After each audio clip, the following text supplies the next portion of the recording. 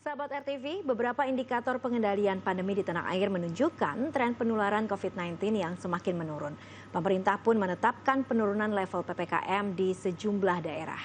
Pemberian vaksin dan penggunaan masker menjadi kunci dalam mengendalikan penyebaran COVID-19 di Indonesia. Lalu bagaimana agar penerapan kedua faktor kunci di atas bisa dilakukan secara efektif?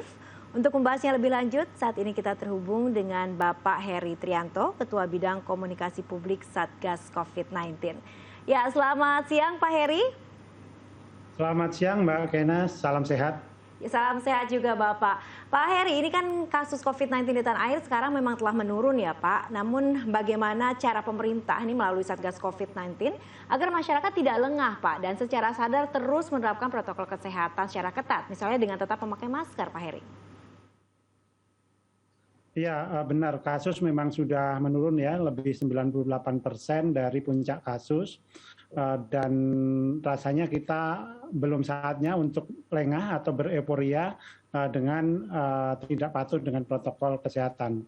Karena banyak epidemiolog memprediksi akan ada gelombang ketiga, itu hampir dipastikan akan datang. Jadi tugas kita sekarang adalah bagaimana memperlambat datangnya gelombang ketiga ini, atau syukur-syukur bisa menyediakan dengan patuh dan disiplin dengan protokol kesehatan, kemudian mempertahankan penularan kasus ini serendah-rendahnya seperti saat ini, sehingga kita punya kesempatan lebih panjang lagi untuk mempercepat vaksinasi. Ya. Nah, selain penggunaan masker, Pak Heri, pemberian vaksin juga dinilai sebagai faktor penting ya dalam menekan wabah COVID-19. Sampai saat ini sudah berapa banyak sih Pak masyarakat Indonesia yang telah divaksin dan apakah ini sudah memenuhi target kekebalan kelompok atau herd immunity, Pak? Ya, sampai data kemarin sudah ada 158 juta masyarakat Indonesia yang divaksin ya. Sudah dosis ya, vaksin yang disuntikan itu meliputi 100 juta dosis pertama dan 57 juta dosis kedua.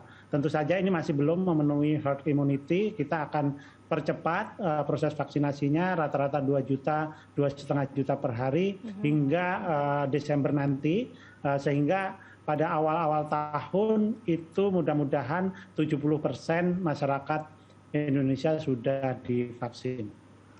Baik Pak, metode pemerataan vaksin dan disiplin menggunakan masker menjadi faktor penting ya Pak ya dalam menekan penyebaran COVID-19 di tanah air. Hingga ada istilah pernikahan vaksin dan masker. Nih menarik nih Pak Heri istilahnya. Nah sebenarnya ide istilah ini dari mana sih awalnya Pak dan mengapa pakai konsep pernikahan Pak Heri? Iya, sebenarnya konsep dasarnya adalah vaksin, masker dan vaksin ini adalah sebuah pasangan ya. Harus dipasangkan, jadi tidak bisa dipisah-pisahkan. Apalagi sudah divaksin, merasa kebal, sehingga tidak disiplin memakai masker. Karena kalau vaksin sejauh ini memang tidak sepenuhnya membuat kita kebal, tetapi bisa mengurangi keparahan jika kita tertular. Agar kita tidak tertular, maka kita harus pakai disiplin memakai masker. Karena memakai masker bisa menurunkan risiko penularan hingga 80%. Jadi kalau kedua hal ini dipadukan, itu akan menjadi pasangan yang serasi lah ya dalam kita melawan pandemi saat ini. Baik, kalau kita bicara soal pernikahan nih Pak ya, dalam masa pandemi bagaimana sih penerapan aturan dan protokol yang harus dilakukan kalau masyarakat ingin menggelar resepsi pernikahan?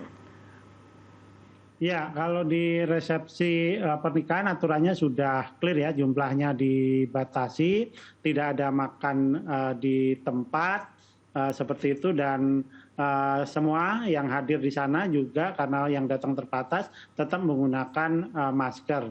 Ini sudah dilakukan di beberapa tempat dan rasanya saya pernah juga menghadiri pernikahan yang kemudian hanya dihadiri maksimal 50 orang dan di situ sangat prokes, dan pulangnya itu juga kita hanya mendapatkan kotak makan gitu ya, tidak makan di tempat.